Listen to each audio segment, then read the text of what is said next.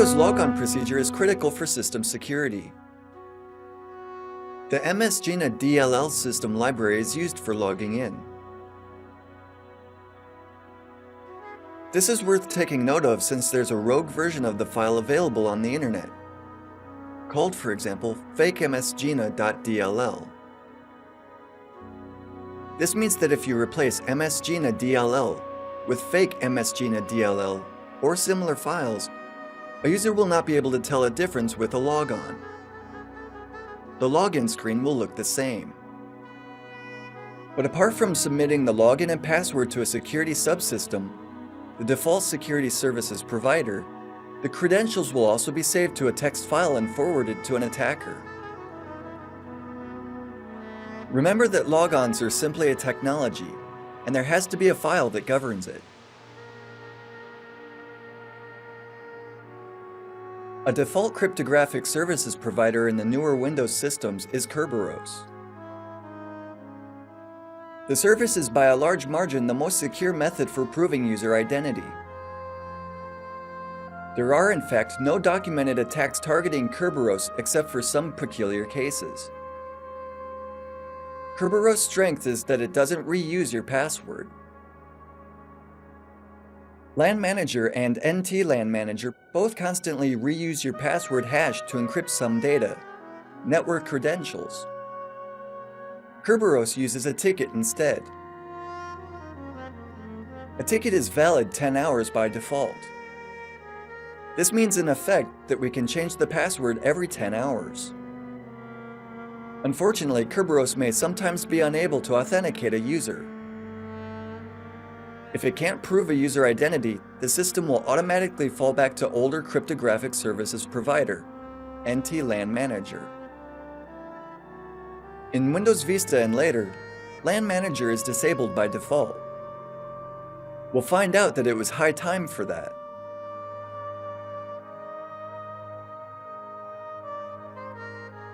If you log onto a local computer, your credentials don't leave that computer.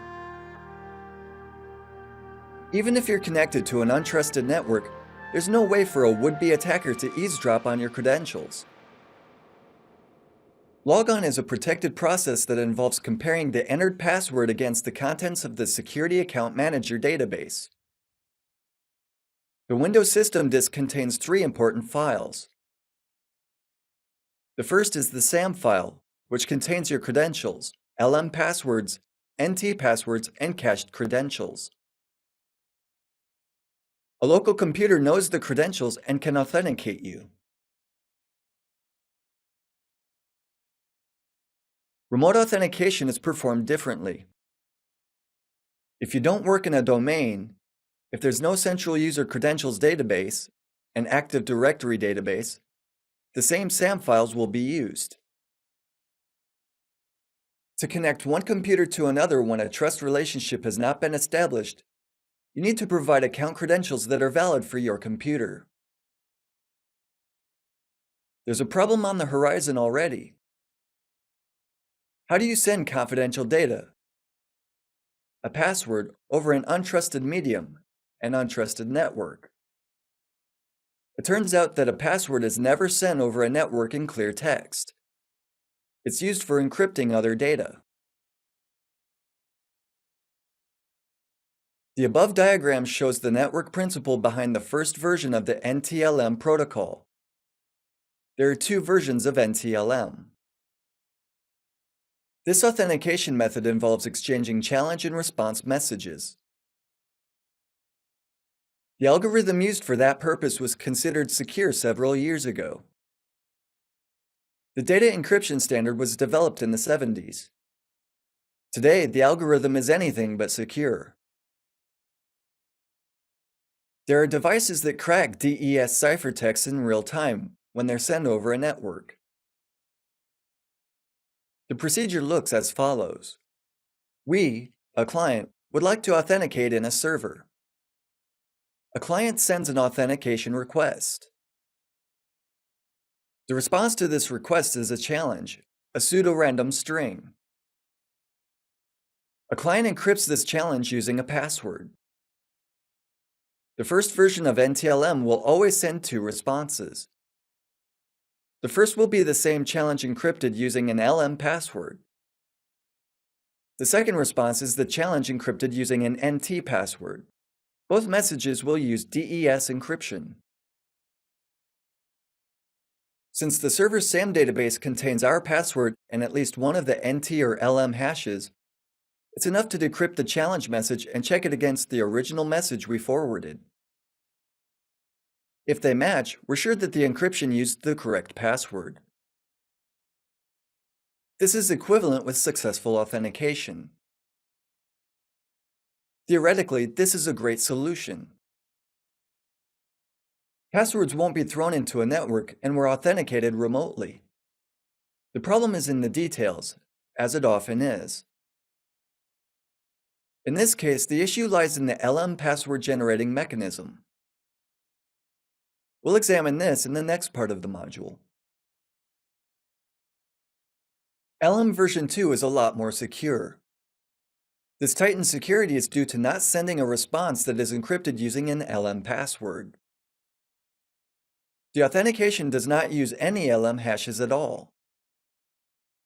Other steps in the procedure are quite similar, although there is more randomness. The second version of NTLM supports mutual authentication to a degree.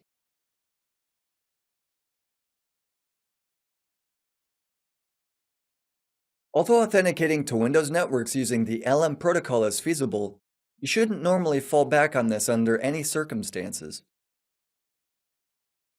The second method is NTLM, which also shouldn't be the preferred authentication. Even the oldest versions of Windows used today support the second version of NTLM. NTLM version 2 does provide some security. During one of the next case studies, we'll show you that the security is very basic.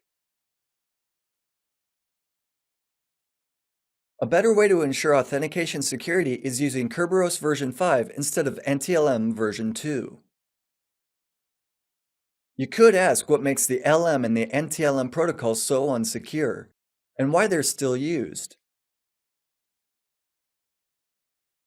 The answer to the first question will be answered later. We'll deal with the latter now. To authenticate using Kerberos, you need to be able to reach a key distribution center, a domain controller. This functionality is supported only in the Active Directory domains. A user may want to log on to a computer that is not connected to a network. If not for NTLM version 2, Windows logons would not be possible if a system can't reach any domain controller. The price for absolute security would be too high. So NTLM version 2 is and will continue to be implemented in Windows for some time.